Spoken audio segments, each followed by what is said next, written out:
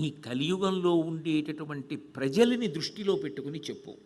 నైమిషారణ్యంలో మేము దీర్ఘసత్రయాగం చేస్తున్నటువంటి ఋషులకు చెప్పినా మాకు చెప్తున్నానని కాదు. కలియుగంలో ప్రజలందరికీ ఏది ఔషధమో అది చెప్పు. కలియుగంలో ఉండే రుగ్మత ఏమిటి ఔషధం తీసుకోవడానికి? ఏదైనా అనారోగ్యం ఉంటే కదా ఔషధం తీసుకోవడం.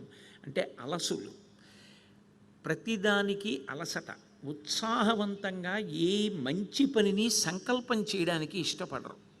ఒకవేళ సంకల్పం చేసిన ఆ పని చేసేటప్పుడు వచ్చేటటువంటి అవరోధములకు భయపడి నేల పడిపోకుండా అదే ఉత్సాహంతో ముందుకు వెళ్ళగలిగినటువంటి పూనిక ఉండదు.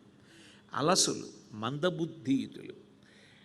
బుద్ధి చాలా తీవ్రంగా ఉత్సాహంతో పనిచేసి ఎన్ని ప్రతిబంధకాలు వస్తుంటే అంత ఉత్సాహంతో దాటగలిగినటువంటి శక్తి ఉండదు.